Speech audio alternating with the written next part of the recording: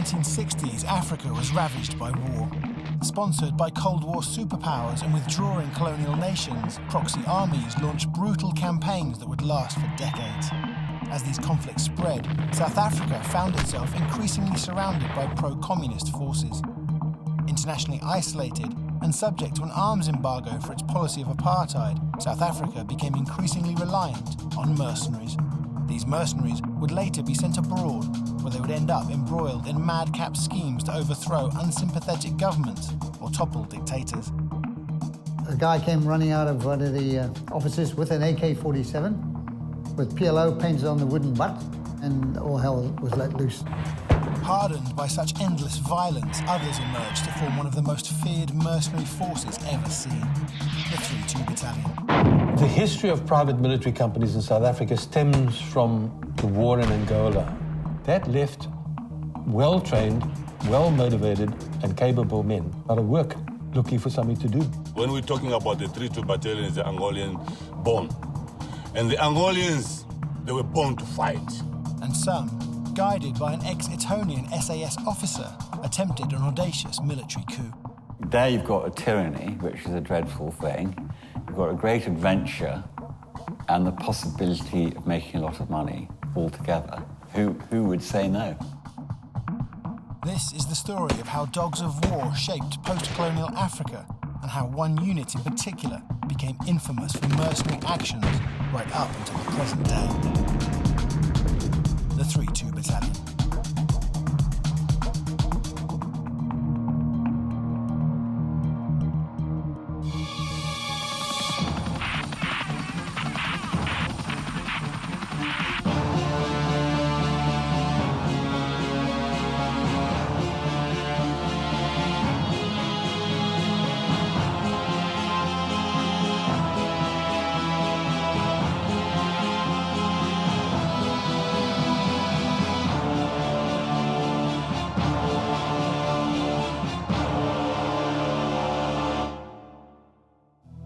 In 2004, ex-3-2 Battalion members attempted to topple the government of President Teodoro Obiang Nguema Basogo of Equatorial Guinea. The Wonga Coup, as it became known, the attempt to depose President Obiang in Equatorial Guinea, was to put in someone who was acceptable not just to some Western states, but also would have been very useful for the PMCs who were trying to carry out the coup there. The coup was backed by a number of high-profile Western businessmen who planned to replace Obiang with Severo Moto, an opposition leader living in exile in Spain, who would award them lucrative oil deals. When I was asked to do the coup, I sent my own people onto the ground very quickly, because as far as I was concerned, it was critical that the regime should be bloody awful. And the more awful, the better, from my point of view, because I wanted as much justification in the moral sense, but also I wanted it from the practical sense that we had to sell what we were going to do to the international community. If you live under tyranny, it's very hard to escape unless somebody helps you from outside. And really, really awful to live under it. Several security services around the world were aware of the plan. The British intelligence service received a full outline of the coup months before it was launched. The orchestrator, former SAS officer Simon Mann, was certain he was acting with the backing of several foreign governments. I was 100% certain that the Spanish and the South African governments were fully aware of what we were doing. I also believed that the American government might dimly be in the background of what was happening. If you are invited to do a coup d'etat, then the probability is that there will be all sorts of people and interests behind that invitation, behind the people backing, that you will never ever know. And of course, if things go well, people will appear for their payday. If things go badly, there is nobody going to be there with you. You're on your own then. You know, you have overt operations, you have covert operations, and you have clandestine operations. What's the difference between covert and clandestine? Clandestine is deniable and will always be denied. Well, you know, I was not told that we're gonna go there. They said we're gonna be the security forces for the mine, and then we got in a plane, we were issued blue uniform, and saw there was sped and everything. I believe they're gonna be in the mine. Nick Dutoit, a former officer from 3-2 Battalion, headed to Equatorial Guinea with an advance party of 14 mercenaries. They would be joined a few weeks later by a further 67 mercenaries, including Simon Mann. Nick was the 3-2 Battalion officer. Then he was a executive outcomes officer, definitely a good one. And then he became my 2IC for the attempted coup against Equatorial Guinea. He actually had to organise the men and the kit. The guys who are doing the operation have to own the operation. It's no good you kind of laying the law down and saying you've got to do it this way or that way. They've got to own what they're going to do. And so basically the kind of arrangement between us was it can be his plan, but I have to okay it. The coup unravelled when the Boeing 727 carrying the mercenaries stopped over at Zimbabwe's Harare City airport to pick up a shipment of weaponry. Mann had ordered the weapons, 20 machine guns, 61 AK-47 assault rifles, 150 hand grenades, 10 rocket-propelled grenade launchers, 100 RPG shells, and 75,000 rounds of ammunition from Zimbabwe Defence Industries, the government's own arms manufacturer, so he assumed he had their approval. But something had gone wrong. Mann and the other mercenaries were arrested. 2 days later, Dutoit and the advance party were arrested in Equatorial Guinea. We had been invited to go and check the weapons and the ammunition that we'd bought was indeed there and present and correct. And we very quickly realised it was not. I remember looking up at one of the other guys, and he looked at me, and at that moment, get down off the truck. And I looked to see who's asking that, and as I look, I see all around the truck a well-armed team.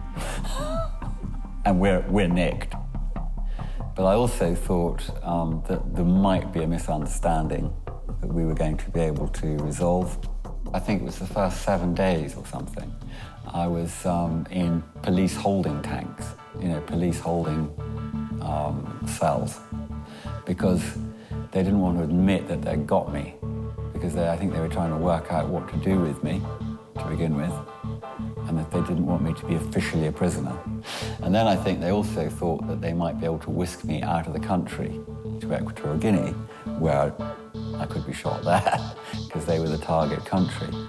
So I was moving through these police holding cells, and they were really bad. I mean, like 40 people in a room.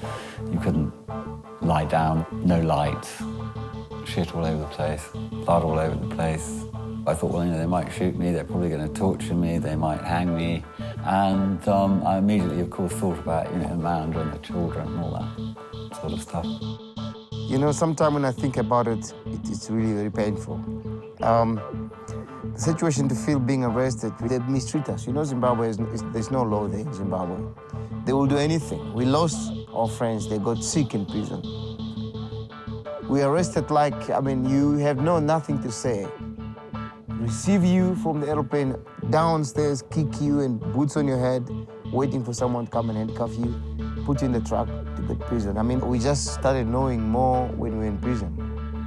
Then they started talking about the missions of the mine. It was going to be the coup. If they could tell us from the beginning, nobody was going to participate in that. Initially, Mann and the other mercenaries were jailed in Zimbabwe, but later extradited to Equatorial Guinea, where they were tried for conspiring to oust the president. Simon Mann and Nick Dutoit both received 34-year sentences.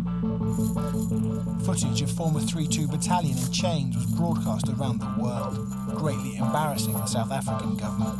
And there was embarrassment in London too, as the coup was linked to several high-profile British businessmen. Many of the mercenaries, including Mann and Dutoit, were pardoned after serving only a fraction of their sentences. When I was asked to do Equatorial Guinea, I'd made a lot of money already. I didn't need to do it. But here was an opportunity to do something absolutely cold. I don't have to do it. I'm not being forced into it, but it is the right thing to do. Then, if if you like, my whole life then would become an achievement that I could be really proud of. Didn't work out. But, you know, there you've got a tyranny, which is a dreadful thing. You've got a great adventure and the possibility of making a lot of money altogether. Who would say no? It's not easy. It's fantastic jeopardy. And I think if you do something like that only for money and you end up dead, you can't spend the money. It just doesn't make any sense. The roots of the 3-2 Battalion are entwined with the 23-year-long border war that raged across southwest Africa and the Angolan War of Independence, which was particularly long-lasting and brutal. The roots of the war go back into a freedom struggle. There were several different guerrilla outfits who were all fighting against the Portuguese occupation. And that then morphed into this proxy war, whereby those same guerrilla units were now being backed by South Africa, in the case of the Western backed, or by the Cubans, in the case of the Eastern Soviet bloc. They were fighting that war from about 1965 onwards, you know, unbelievable and huge suffering. During the War of Independence, 3 groups of rebels fought to overthrow the Portuguese colonial power. The 3 big wars in Angola, Mozambique and Portuguese Guinea, which very few people know about. But in fact, Lisbon fought a succession of guerrilla wars for more than a dozen years, and that is twice as long as the Americans were in Vietnam. And proportionate to their population, they lost more casualties in their African wars than the Americans did in Vietnam. Angolan Civil War, that was a big one. I was freedom fight. I started 1965, fighting against the Portuguese because was taking our country. There was the National Front of Angola, the FNLA, led by Holden Roberto. The National Union for Angolan Independence, UNITA, led by Jonas Savimbi. And the People's Movement for the Liberation of Angola, the MPLA, led by Agostinho Neto and Lucia Lara. Nós começamos com a FNLA e nosso presidente foi o Ordem Roberto. E nós, quando começamos, ele disse que não queríamos comunismo. E então nós ali seguramos a arma para combater contra o comunismo. Nos treinos, fizemos no Quincuso e depois dos treinos, viemos em Angola. The FNLA would eventually become the legendary mercenary unit, the 3-2 Battalion. 3-2 Battalion started in Angola as freedom fighters, comrades, focused to fight against the liberation of Angola. Before expelling the Portuguese, a bloody civil war erupted among the 3 parties. Soon, foreign nations backed the rebel group most likely to be sympathetic to their interests. The Cubans, they linked together with Russians because the Cubans wanted to influence Angola to become a communist country like Cuba. With Soviet and Cuban support, the MPLA president was able to consolidate his power. Mr. President Dr. Agostinho Neto was sending us young people to Moscow to training. I training about 1 year, learn guerrilla war, you know, to stay in the bush, how to fight the enemy. With constant small-scale battles erupting in the bush, the FNLA and UNITA found themselves thrust into an uneasy alliance against the MPLA, whose communist support had made them the dominant power. The president there, he said, you must fight against UNITA. You fight against the FNLA. As the civil war intensified, all 3 sides would come to rely on mercenaries. First to make overtures was the FNLA. Basically, the FNLA were advertising for soldiers to come and fight for them, and they were offering money. One man who took the offer was a disgraced British paratrooper, the notorious Colonel Callan, aka Costas Georgiou. Callan was soon commanding a group of Portuguese and Cypriot mercenaries for the FNLA. Callan was probably the worst type of mercenary, i.e. he was very good at killing people, but no real skills in terms of man management or training beyond what he had naturally had. He was, I think, quite a brutal man, and certainly his brutality became very obvious in Angola when he was prepared to do anything to his men. Initially, Callan led his group to great success. In one battle, a squad-sized unit of his mercenaries attacked a column of 600 MPLA and Cuban soldiers, killing 60 of them, destroying 4 tanks and 4 rocket platforms. Callan lost just 4 men.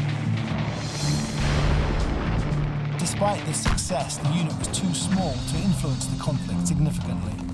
But they had impressed Holden Roberto, who sent an envoy to Britain to hire an entire battalion. Great pay and a chance to see the world attracted large numbers of civilians with little or no military experience. Callan still managed to lead them on several successful missions, but it couldn't last. Under-equipped and facing combined MPLA and Cuban tanks and crack troops, the mercenary force soon fell apart. What happened next shocked everyone. Some of Callan's mercenaries had deserted after shooting some of their own men by mistake. They were captured and delivered to Callan. Colonel Callan, who's a lunatic, shot 14 of his own men, British guys, young fellows that were hired in England to fight for him. The entire unit was eventually almost wiped out by the Angolans, headed by the Cubans. In 1976, Callan was put on trial by the MPLA. He and 3 of his men were sentenced to death. Callan was executed by firing squad. The power struggle continued to tear Angola apart, with the MPLA becoming the dominant force, seizing control over 11 of Angola's 15 regions. Então, dali, nós tivemos que combater com o MPLA e o MPLA foi buscar os cubanos. We heard the rumors. There are Cubans at the other side, and there's other forces other side. News of the MPLA's new allies quickly spread through the ranks of the FNLA.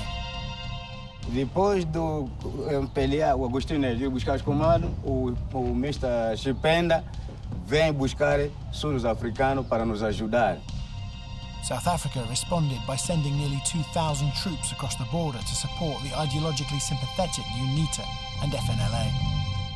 The combined South African, FNLA and UNITA forces quickly captured 5 MPLA provinces. South Africa's intervention set in motion a series of military exchanges and conflicts which would plague the region for the next 15 years. The MPLA fought back with the help of 18,000 Cuban troops. These forces would meet on the 10th of November 1975 in what became known as the Battle for Quifangondo. Holden Roberto, the head of the FNLA, ignored his advisors and attempted to recapture the Angolan capital, Luanda. Roberto ordered a full frontal assault on the city with 2,000 FNLA troops, 1,500 Zairean troops and 52 South Africans, with their artillery and air force. Although they outnumbered the 1,000 MPLA, they came up against a dug-in and determined force with advanced Soviet weaponry and 188 Cuban advisors. The assault became a slaughter. The battle became known as the Nashila Walufu, the Road of Death, and effectively destroyed the FNLA. E depois, o mais velho, o nosso presidente disse que não, vocês têm que recuar porque estão matando muito povo. Como que vocês estão matando muito povo e eu, quando vou ser presidente, vou mandar a quem? Para nós sairmos de lá daquela batalha, então mandaram-nos para nós recuar. What was left of the FNLA fled to neighbouring Zaire and the country now known as Namibia. But these FNLA soldiers were not finished.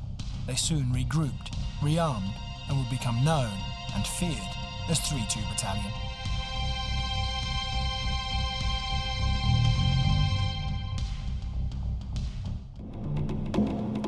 It's 1975, and one of the rebel armies in Angola's long-running civil war has fled to southwest Africa, battered and bruised. But this was not their end. They were met by the South African Defence Force and hired to act as a buffer in southern Angola.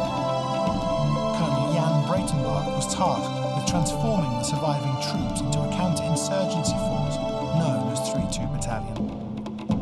3-2 Battalion were a bunch of Angolan guys recruited by the South African Defence Force as a kind of local force during the Angolan War. So they were Angolans, recruited and paid to fight Angolans. They certainly have a hell of a reputation. They were very ruthless, very effective. Now armed and disciplined, they were once again ready to return to Angola and to battle. A nossa força é de ir mais combater contra os cubanos com muita força. Tunakalwajita verdade ni comunismo na África. Ni futi hazi na kanika ngo 30 ndoja Angolani kana lula contra comunismo ana lula democracia. The battalion's motto became Proelio Procusi, or forged in battle, reflecting their military past. The battalion consisted of 600 riflemen, split into 6 companies, a recce wing and a support company.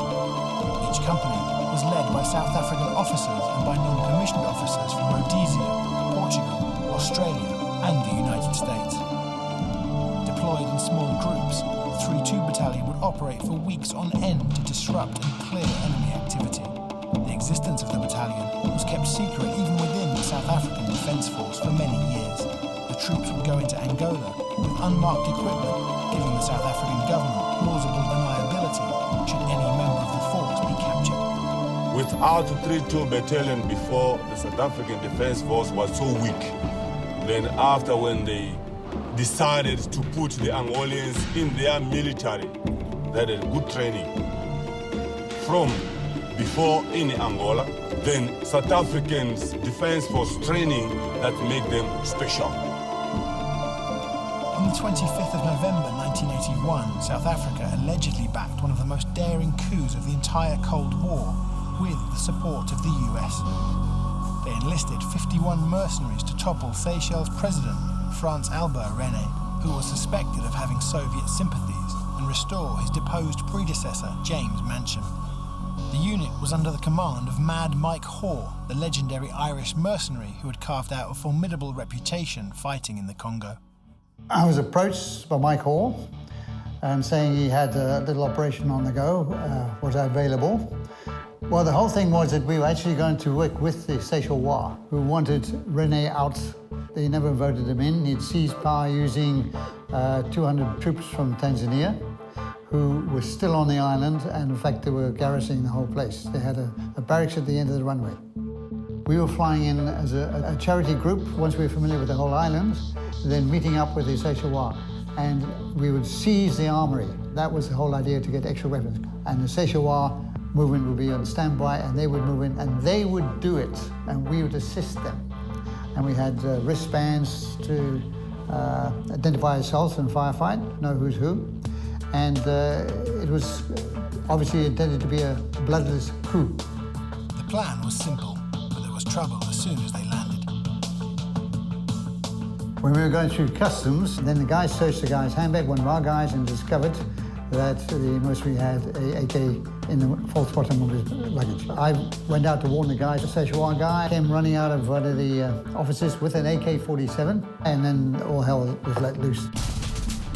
We had the airport within a few minutes. There was a group sent to the barracks at the end of the runway to run the barracks, and we got there, and that was defended. There was a bit of a firefight there. Although Mike Hoare and his men had taken the airport, they weren't able to stop aircraft trying to land. It was not part of our plan at all, but we had an aircraft en route to Bombay to refuel. The pilot knew there was something up. There was not proper comms with the control tower. And what happened was he was in a holding pattern for 50 minutes, flying around, trying to figure out what was happening ground to get permission to land. And we stood there watching this plane. And Mike Hoare said, I hope this plane's not going to land. Anyway, eventually he ran out of fuel. The Tanzanian troops believed the plane carried further mercenary reinforcements. The garrison assumed that this probably was reinforcements for the group already on the ground. And to give them their due, they fired red flares at the plane to turn it around. And they ignored the red flares and they came in. And then they opened up with a 12.7. You could see the tracer rounds going at the aircraft. What we didn't know was that Tanzanians had driven down the runway and parked a truck to stop the plane landing. When the pilot came in, he was running out of runway. He clipped the one truck and knocked the flap off the plane. And we knew nothing about this. We couldn't see it because 1,000 meters long, whatever. Eventually, taxis around and came in. The pilot eventually agreed to fly the mercenaries wherever they wanted to go, so long as they got the plane and passengers out of Equatorial Guinea alive. But before they could take off, they needed to refuel. I personally went down with 2 Szechuan to refuel the aircraft, and he asked me to sign a receipt for the fuel, which I did. I put Lieutenant General Mickey Mouse, give it to Rene in the morning. Anyway, prior to taking off, we said we'd try and negotiate a ceasefire with Rene. We managed to get through to him on the phone, and we said permission for this aircraft to take off with these passengers, and he would agree to the ceasefire. 45 of Hoare's mercenaries escaped aboard an Air India jet that was flown to Durban. 1 mercenary had died, and 6 were left behind. 4 of the 6 were sentenced to death. 1 was sentenced to 20 years imprisonment, and the other 10. But after negotiations, all were eventually returned to South Africa in mid-1983. The failure of the coup would tarnish the reputations of both the US and South Africa. Back along the Angolan border, 3-2 Battalion continued to perform successfully. In 1986, the MPLA attempted to totally destroy the UNITA forces once and for all. A 10,000-strong MPLA force led by Soviet officers and supported by 15,000 Cubans launched Operation Greeting October and began pushing into UNITA-held territory. Initially, they succeeded in forcing UNITA into a retreat, but when they got to the River Lomba, UNITA decided to make a stand, and alongside them was the South African military and 3-2 Battalion. If you see the MPLA, they used to send them to Cuba, receive the training. Some send them to Soviet, Russia. But when they came back, remember that Africa is Africa. Only African can conquer another African. That's the trick that you remember. The MPLA was good, but not good to the standard that we were training hard, and we knew. And the reason why we used to beat him, because it's our homeboys in our home families. We know each other, we speak the same language. O Coup de Carnaval, nós mesmo como somos strong. Ok, exemplo lhe fala assim, né? Tenho abrigos assim. Tá vendo? Este aqui é inimigo, hein? Aqui temos que fazer tiros para entrar nesse buraco. Nós temos que entrar ali. You must be power to go in until to take all those people out, and then you must win in the place. I mean, you had the South African army on the ground. I mean, there was a tank battle, which you can see today. I mean, the tanks are still there, of a Second World War scale, with hundreds of tanks, heavy artillery, massed air attacks, etc., etc. It was a full-on war. Vencemos porque nós também temos os tanques, eles também têm os tanques, mas nós temos mais tática do que os gajos, é por isso que nós vencemos. A nossa tática que foi assim, eles estão a vir assim, e nós manda grupo aqui atrás, tá vendo, né? Como vocês querem vencer, eles estão a vir assim, eles só dão por conta que ali. Agora aqui também tem outros, como dizia que, já que eles são, como dizemos, que é o REC, como esses aí. Fierce fighting ensued, and the MPLA was soon taking heavy losses. Their Soviet advisors then withdrew, leaving the MPLA without leadership. The South African Defence Forces and UNITA launched a counter-offensive called Operation Hooper. Agora, esse que está aqui é que tem que dar o ângulo, vocês que estão ali para mandar, para vocês vencerem essa pessoa, porque tem que ver lá uma pessoa, como Reg, é Reg o nome dele, daquele grupo. Ele tem que observar isso, ele dá o ângulo, para vocês meterem bem as bombas ali, para vocês poderem vencer. On the 3rd of October 1986, the South African Defence Force annihilated a battalion of MPLA troops and forced the rest to retreat back to the town of Equatorial. The town was besieged under heavy artillery fire. Without their own functioning artillery or armour, the MPLA faced being wiped out and requested immediate assistance from Cuba. Fidel Castro believed that if Quito Cuarnaval fell, it would be the end for his allies in Angola. He responded by sending a further 15,000 elite Cuban soldiers. This became the largest battle in Africa since the Second World War. But neither side was able to secure a decisive victory. The arms embargo placed on South Africa in 1977 had taken effect.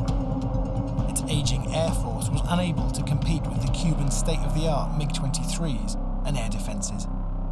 This forced the South African Defence Force to withdraw the majority of their forces, leaving behind small units to disrupt any enemy advance and continue the artillery barrage on Cuito Cuanavale.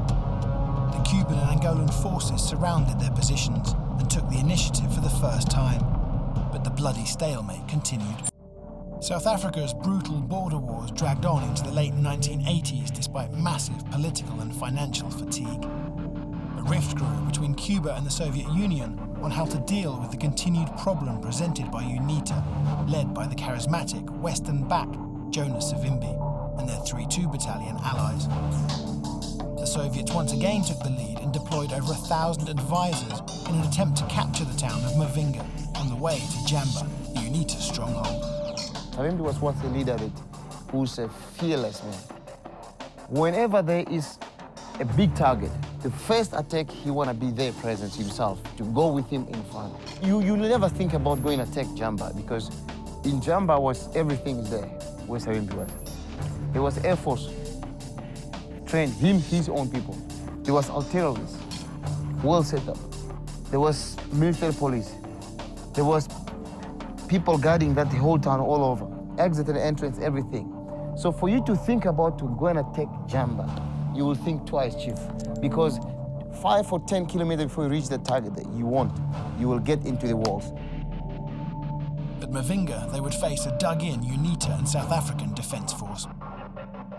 If I look back, if I think back, I mean, I wouldn't be surviving up to now because, 24 hours, MiGs on top, throwing bombs, infantry advancing, push to push. We push them, they push us, they push them, we push us, we push them, push us, tactic to tactics, then we become a joint venture with UNITAs to fight the MPLA. UNITA and South Africa used the greater mobility of their armoured vehicles to outmaneuver the MPLA's slower tanks. South Africa's state-of-the-art G5 long-range artillery bombarded the Soviet-led forces. Luckily, because when we become stronger forces, it took us some time. And thank God that our guys, just few got hurt, but in UNITA were a lot of casualties, but the enemy was small because we managed to push, even though it took us time, to push in to the area where we wanted to overcome the war, even though they were mixed with the Cubans and some of the Russian soldiers there. If you are currently in that situation, it become like you are dreaming or half dead or what, because everything you do, it's between you and death. So the time for you to think how it's gonna be is less. So all you think is just to focus. Now, either the enemy kill me or I kill the enemy, just to stand your ground. That's all mentality that you have in the war. The assault on Mavinga resulted in 4,000 Soviet and MPLA casualties and exposed flaws in the Soviet military doctrine, embarrassing them internationally. By 1988, there had been so much bloodshed that all sides were exhausted and looking for a way to end the violence. At the end, like all wars, the negotiating table beckoned. And that was as a result of American, Portuguese, Russian involvement. A peace accord was signed in 1988. South Africa agreed to withdraw from Angola by the 1st of September and granted Southwest Africa independence. In return, the Cuban forces would withdraw. After 23 years, the conflict ended, with both sides claiming victory. With the Cold War itself drawing to a close, South Africa no longer had to tackle communist sympathizers along its borders. 3-2 Battalion's actions during the second half of the war earned them the title Ota Rive, the Terrible Ones. With more enemy kills than anyone else, these Angolan soldiers became one of the most highly decorated units in the South African Defence Force and were awarded with 13 honorary crew medals for bravery.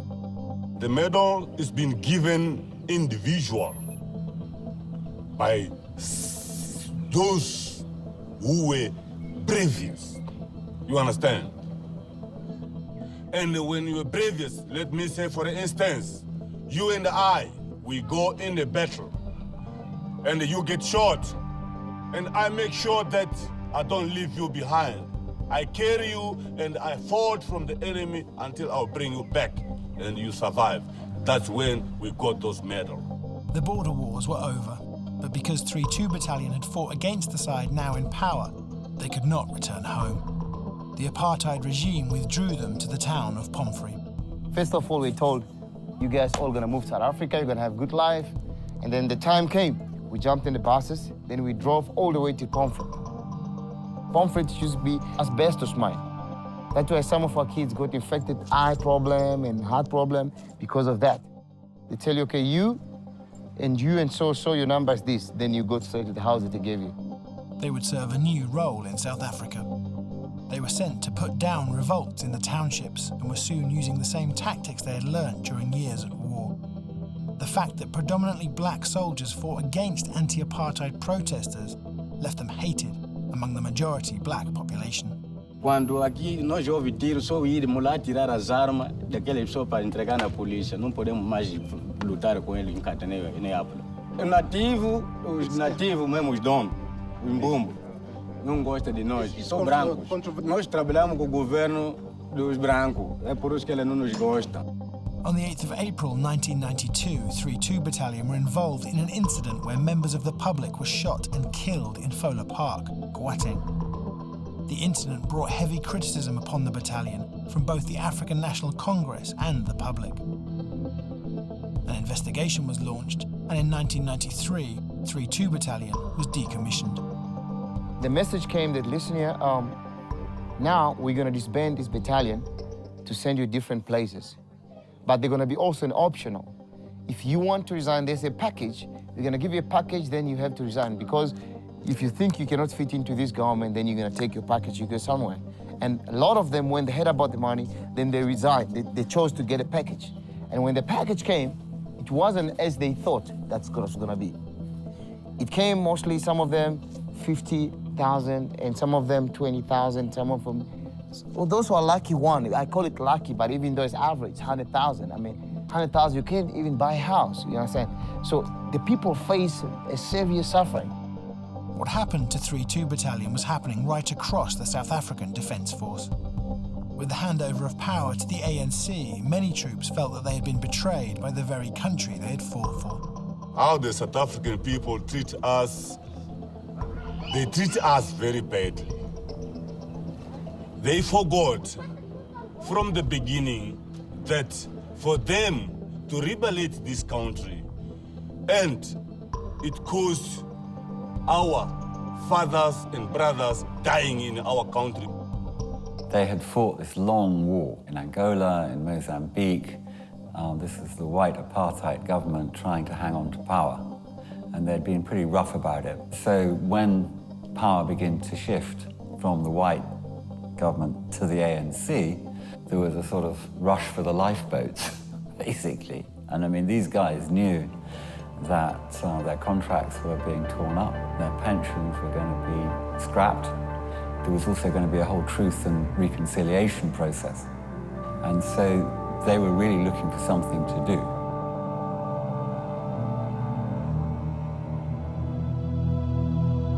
Ostracised, unpopular and unemployed, the men of 3-2 Battalion were languishing in the isolated town they had been banished to.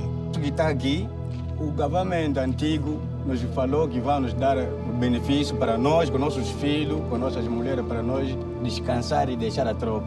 Até hoje, aqueles promessas, por isso nós estamos aqui, que nos encontrou aqui, porque saímos, nós falamos, não, vão nos dar nosso dinheiro do tempo que nós trabalhamos na tropa, para nossos filhos gozarem bem e nossos netos gozarem bem. Nós até hoje não temos aquela garantia que eles farão. Estamos sobrevivendo no processo aqui no security. 2.200, 2.300, é isso que estamos a sobreviver até hoje. O batalhão que era muito famoso, strong. When the newly formed private military companies, or PMCs, of the 1990s, such as Executive Outcomes and Sandline, offered them work, they jumped at the chance. Conflicts new and old needed men with their hard-earned skills. Pomfrey soon became known as Mercenary Town. Well, we went to join Executive Outcome because after the disband of the unity, we were jobless. azisendu tunakapa mukuwana muswalali wa defense force ya South Africa sendu jacho chike baze tunakapa nikuwana mu executive inakapa mbite haya inakapa ngwe tulande yuma yes is mutwana. The veterans of 3-2 Battalion would be back fighting again in Angola and then in Sierra Leone, where brutal civil wars raged. Today in South Africa, the veterans of 3-2 Battalion are largely forgotten, their reputations tarnished after years of mercenary fighting. Barely surviving on poorly paid security jobs, the men of 3-2 Battalion now lead a pitiful existence. They still call us Makwerekwe, which is refugees. Even the cops, they stop you, they ask where's your ID, you show your ID, you're South African citizen, but when they see the country of birth, it's Angola, and then when you give them a little bit of briefing that I was in the 3-2 Battalion, it become worse, they will tell you that you used to kill us before and during the apartheid system. But they forget. Most of them, they were trained in Angola. Who trained them is Angolan people, but they don't appreciate. Still, these things of we not belong to this country is still sticking, and Pomfret is like a cemetery. If you see the graveyard there, it's big now, massive graveyard. Even me, if I die today, I'll be taken to bury there. My parents, family, all of them buried that place. Friends and all over from 3-2 Battalion buried there. The house is abandoned. Pomfret, it's like a graveyard. Unable to return home, but languishing in a foreign country that would rather forget that they ever existed, 3-2 Battalion face a wretched end to a once glorious military career.